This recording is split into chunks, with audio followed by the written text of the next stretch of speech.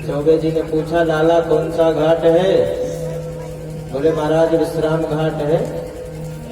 चौबे जी ने कहा शाम को 5 बजे नौका चला रहे हैं और गोकुल गए, अभी तक विश्राम घाट पर हम नौका चला रहे हैं, अभी तक नहीं पहुंचे।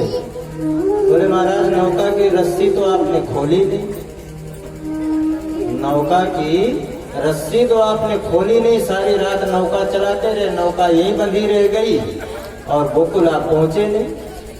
तो उसी प्रकार से हमारा मन जो है जब तक भगवान के चरणों में नहीं लगेगा तब तक हमारा कैसे कल्याण? मन हमारा कहीं और है और बैठे हम यहाँ हैं, तो कैसे हमारा कल्याण? सुखदेव जी कहते, राजन भगवान के जैसा करुणा का सागर कोई नहीं हो सकता, उनके जैसा दयालु कोई नहीं हो सकता। भगवान के परम मित्र थे जिनका नाम था सुदामा, और सुदामा जी जो है भगवान के सखा थे। अब कुछ लोग कहते हैं कि भगवान सुदामा जी भीख मांगते थे, ये करते थे, वो करते थे, लेकिन सुखदेव जी ने कहीं भी श्रीमद् भागवत में ऐसा नहीं कहा। सुखदेव जी ने सुदामा जी को क्या कहा मालूम है? कृष्णस्यासीत् सखा कश्चित् ब्राह्मणो ब्रह्मवित्तमः विरक्त इंद्रियार्थेषु प्रशान्तात्मा जितेन्द्रियः। सुदामा जी जो है विरक्त थे, 10 इंद्रियों को अपने वश में कर रखा था। ये नहीं कि कोई भी इंद्रियां कुछ मांगे और उन्हें दे दे, नहीं। परिवार चलाने के लिए उनका नियम था कि 5 घरों में जाते थे, अगर भिक्षा मिल जाए तो सही, नहीं तो वापस अपने घर चले जाते। 5 से 6वें घर में नहीं जाते, ये उनका नित्य नियम था। एक राजा जो है जा रहा था युद्ध करने के लिए, देखा तो बड़ी फौज उसके साथ में, बड़े सैनिक साथ में पीछे पीछे चल पड़े। तो उसके राज्य में एक महात्मा आए, लोगों से पूछा, भाई ये राजा कहाँ जा रहा है? लोगों ने बताया, महाराज हमारे राजा ये सैनिक लेकर के दूसरे राज्य में जा रहे हैं, वहां युद्ध होगा और युद्ध होने के पश्चात वो राजा पराजित हो जाएगा और वहां का जो भी धन संपत्ति है सब लूट करके लाएंगे हमारे घर या हमारे राज्य में काम आएगा। तो महात्मा जी को रास्ते में एक कौड़ी मिली थी। कौड़ी मतलब पहले 1 पैसा 2 पैसा चलता था। तो महात्मा ने वो अपने कमंडल में रख लिया कि कोई दरिद्र व्यक्ति मिलेगा तो उसको मैं दे दूंगा। अब जब बड़ी सैनिक ढेर सारे निकले वहां से, तो राजा ने सोचा कि युद्ध करने के लिए जा रहा हूं, हमारे राज्य में संत महात्मा आ गए हैं, तो सामने आ गए, तुझे प्रणाम कर लेना चाहिए, आशीर्वाद ले लेना चाहिए, हमें विजय मिल जाए। रथ से उतर करके आया और महात्मा जी के चरणों में प्रणाम किया, कहा महाराज हमें आशीर्वाद दो, हम युद्ध करने के लिए जा रहे हैं, हमें विजय श्री की प्राप्ति हो।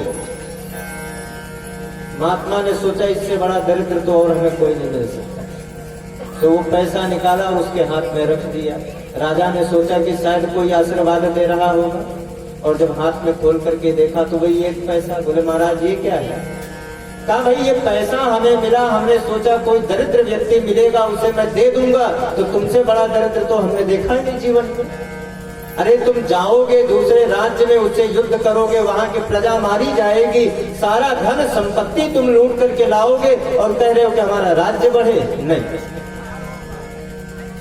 राजा वापस हो लिया, बोला हमें कुछ नहीं चाहिए। तो सुदामा जी जो है विरक्त थे, विरक्त इंद्रियार्थेषु प्रशांत आत्मा जितेंद्रिया, जो अपनी इंद्रियों को वश में कर ले। ये नहीं कि आज हमें 1 रुपए मिला, फिर कल 10 रुपए, फिर कुछ दिन बाद 100 रुपए, धीरे धीरे फिर बढ़ती जाती हमारी इच्छा, वो कम नहीं होती। दरिद्रो यस्य संतुष्टो, जिस दिन हमारे जीवन में संतोष हो जाएगा, जब आवे संतोष धन सब धन धूल समान। तो जिस दिन संतोष हो जाएगा उस दिन समझ लीजिए कि सब कुछ हमें मिल गया। लेकिन सुदामा जी किसी के घर ये नहीं कि हमें इतना चाहिए उतना चाहिए, अगर 5 घर भिक्षा मांगते तो उन्हें मिल जाता, और नहीं मिलता तो भी भगवत कृपा। जो कुछ मिलता भगवान को भोग लगा करके प्रसाद पाते, नहीं मिलता तो जल का ही भोग लगा करके पान कर लेते। और घर की स्थिति ये थी, रहने के लिए तो मकान है लेकिन ऊपर छत नहीं है, पहनने के लिए वस्त्र हैं लेकिन इतने फटे हुए हैं, खाने के लिए घर में बर्तन है पर बर्तन भी साबुत नहीं है, घर में रहने के लिए चारपाई है लेकिन वो भी टूटी फूटी। एक दिन सुदामा जी की पत्नी ने कहा, महाराज आपके सखा द्वारकाधीश श्री कृष्ण है, हमने ऐसा सुन रखा है, एक बार आप चले जाओ उनके पास। सुदामा जी ने कहा, देवी प्रभु सब कुछ जानते हैं और मैं जाकर के क्या करूंगा उनके पास, तुम्हारी इच्छा ये है कि हम उनके पास में जाएं, कुछ मांग करके ले आए। नहीं नहीं, मैं उनके पास में नहीं जाना चाहता। उनकी पत्नी ने कहा, महाराज मैं ये नहीं कहती कि आप कुछ मांग करके लाओ, मेरी इच्छा ये है कि मैं ये चाहता हूं कि आप उनका मात्र दर्शन करके आओ, और कुछ नहीं चाहिए मुझे। सुदामा जी ने कहा, देवी अगर तुम कहती हो तो मैं दर्शन करने के लिए उनके घर जा सकता हूं। याचित्वा चतुरो मुष्टिं विभ्रान पृथक तंडुलान। सुदामा जी ने अपने पत्नी से कहा, देवी अगर मित्र के हम घर जा रहे हैं तो खाली हाथ तो नहीं जा सकते, कुछ ना कुछ तो लेकर के जाना चाहिए, और हमारे घर में ऐसी कोई वस्तु नहीं है जो हम अपने मित्र के घर लेकर के जाएं और उन्हें दे दें। सुदामा जी की पत्नी ने 4 घरों से 4 मुट्ठी चावल लाए और बांध करके कपड़े में पोटली बना करके सुदामा जी को दे दी। और सुदामा जी जब लेकर के चले द्वारिका की ओर तो कहा, हे प्रभु सारा परिवार घर द्वार सब कुछ मैं छोड़ करके आपके विश्वास पर आ रहा हूं, आपका दर्शन करने के लिए, अब आप ही हमारी रक्षा करें। कि भूख लगती है प्यास लगती है, जिंदगी अब उदास लगती है, कैसे आऊं मैं द्वारिका तेरी आस भी अब निराश लगती है। धीरे धीरे सुदामा जी चलते गए और रास्ते में एक नदी पड़ी, और प्रभु ने सोचा कि अगर मैं इसकी सहायता नहीं करूंगा तो ये द्वारिका कभी नहीं आ सकता, कभी नहीं आएगा। और सायंकाल का समय हो गया, नौका जब खड़ी हुई तो केवट ने कहा कि मात्र ये अंतिम बार है, जिसे भी चलना है वो चले। सुदामा जी ने कहा, भाई हमारे पास में तो कुछ है नहीं, अगर आप पार उतारते हो तो मैं वापस आते समय तुम्हें दे दूंगा। नौका पार हुए, रात्रि में सुदामा जी विश्राम किए, और जब प्रातः हुई तो द्वारका में थे। जब चारों तरफ दृष्टि दौड़ाई तो बड़े बड़े महल दिखाई देने लगे। तो सुदामा जी ने पूछा, भैया ये कौन सा नगर है? बोले महाराज ये द्वारकापुरी है। उन्होंने कहा, हमारा सखा हमारा मित्र कृष्ण यही रहता है? बोले हाँ। और द्वारपालों से जाकर के निवेदन किया, कहा भैया हमारे मित्र द्वारकाधीश श्री कृष्ण यही रहते हैं। तो द्वारपालों ने ऊपर से नीचे तक देखा, उनकी जो अवस्था थी उस अवस्था को देख करके द्वारपालों ने सोचा कि ये अपने आप को कृष्ण के मित्र कह रहे हैं। फिर द्वारपालों ने सोचा नहीं, हमारे प्रभु तो ऐसे हैं, उनका मित्र तो कोई भी हो सकता है। एक बार तो श्राप दिया तो 3 जन्मों तक हमें जन्म लेना पड़ा। सुदामा जी ने कहा केवल जाकर के आप उनसे निवेदन कर दो कि तुम्हारा मित्र सुदामा मिलने वाले। द्वारपालों ने जाकर के भगवान से कहा प्रभु, एक नितांत विपन्न ब्राह्मण आया हुआ है द्वार पर, फटे पुराने वस्त्र पहने हुए हैं, पैरों में बीमारियां हैं, चल नहीं पा रहा है, और आपसे हम निवेदन करना चाहते हैं। शीश पगान जगातन पर प्रभु जान को आहि बसो तेहि ग्राम, धोती फटी सिरटी दुपटी और पाय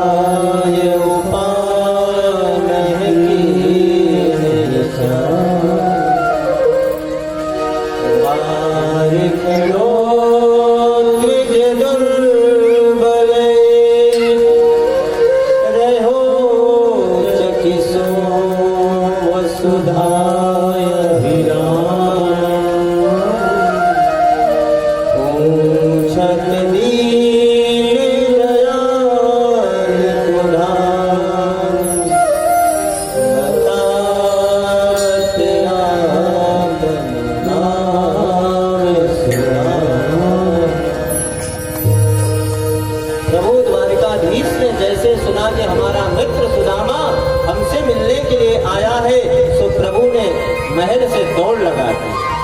पैरों में चरण पादुका नहीं पहनी, अंतर वस्त्र कहीं पर पड़े हुए हैं। और सुदामा को ये लगा कि द्वारपाल गए तो सही मिलने के, लेकिन अभी तक आए नहीं हमारे पास।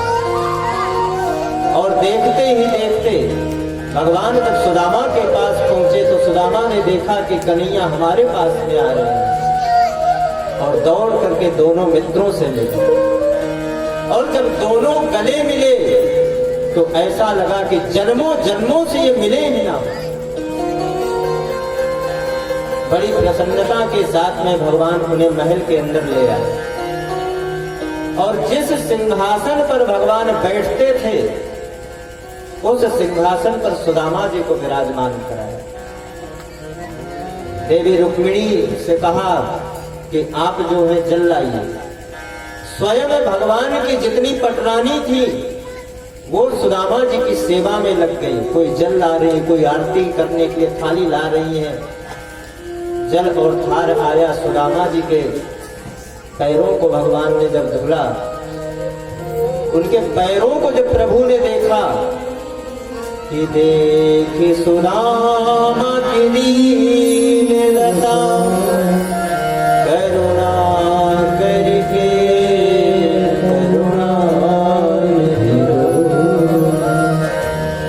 पानी परात को हाथ छुओ नहीं, नैनन के जल सो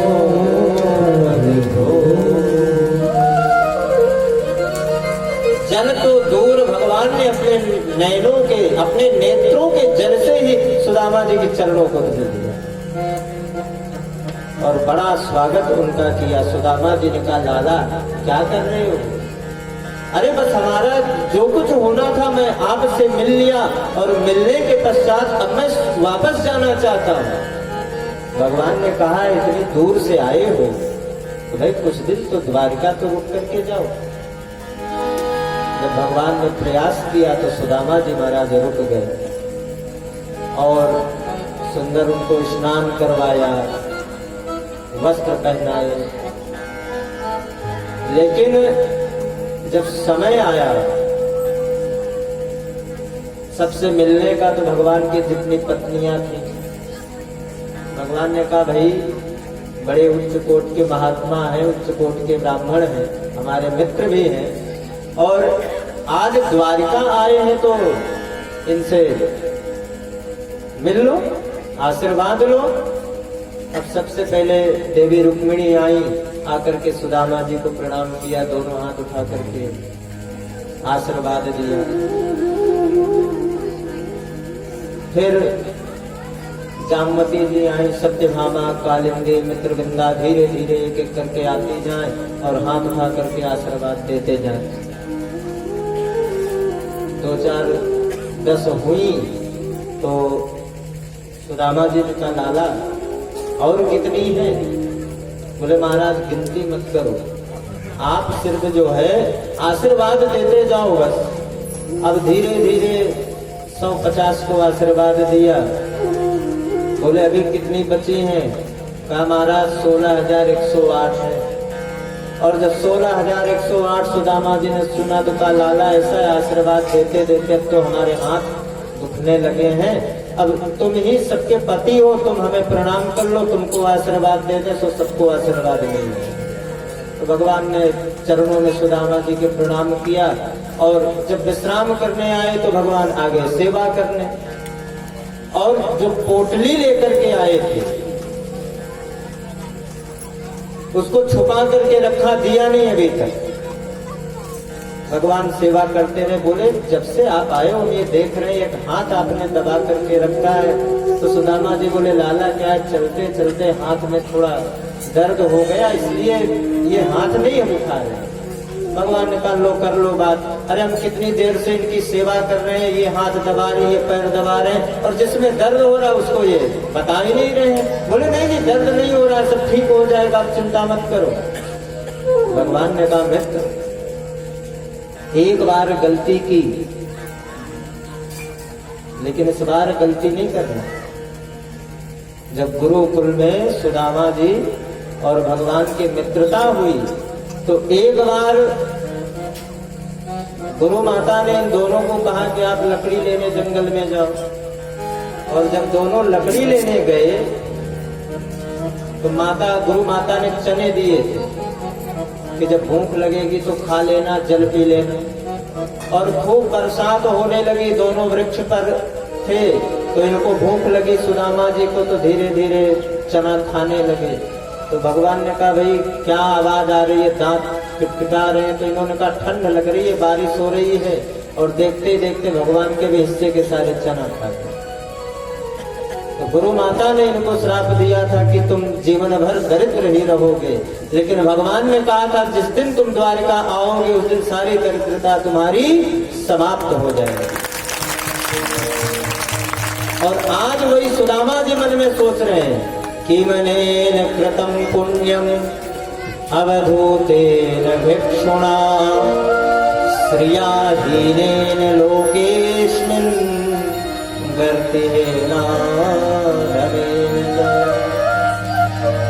श्री से विहीन आज स्वयं द्वारकाधीश प्रभु माता रुक्मिणी सारी भगवान की रानियां इनकी सेवा में लगी।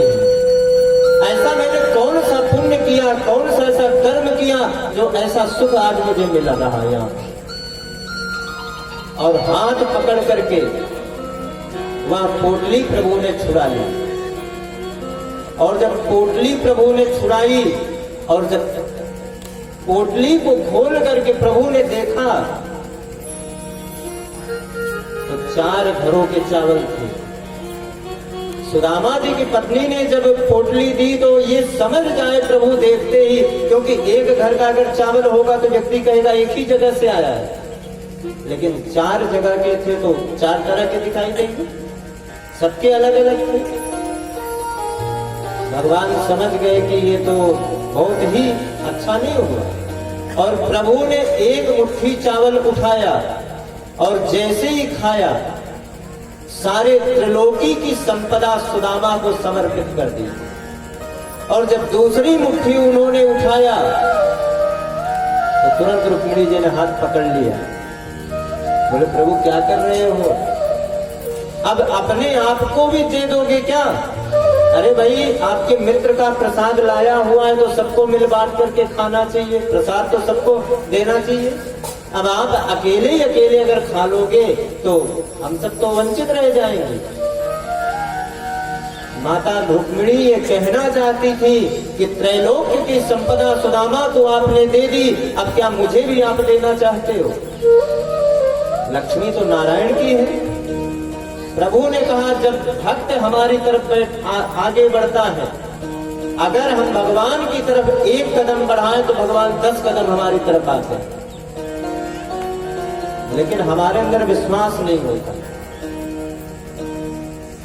और सुदामा जी को त्रैलोक्य की संपदा भगवान ने समर्पित कर दी। लेकिन भगवान आपसे कुछ मांगते नहीं। भगवान क्या कहते हैं?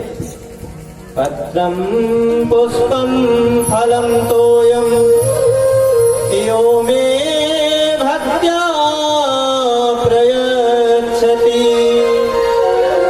तदहं भक्तुमश्नापि प्रयतात्मनः।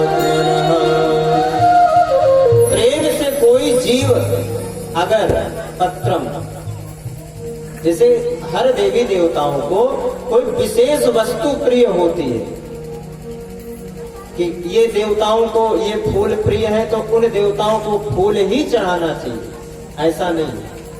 भगवान ने कहा पत्रम पुष्पम, यहाँ पर बहुवचन है, कहीं भी हो सकता है, कोई भी पुष्प हो भगवान को आप समर्पित कर दो।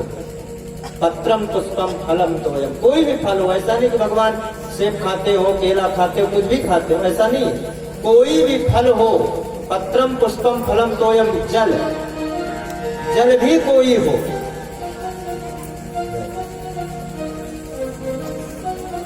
जल जो है कोई भी हो लेकिन शुद्ध हो, और उसमें होना क्या चाहिए?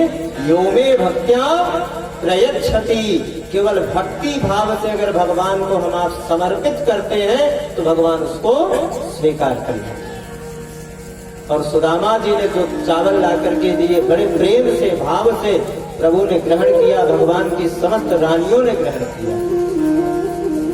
और द्वारिका में रह करके जब सुदामा जी चलने लगे तो सुदामा जी मन में चिंता करने लगे। मन ने कहा, तू तो कह रहा था मित्र है, द्वारिका में हम जा रहे हैं तो मित्र बहुत कुछ देगा। सुदामा जी ने कहा, देख भाई, मेरी तो कोई इच्छा ही नहीं थी, सुदामा जी की एक इच्छा मात्र थी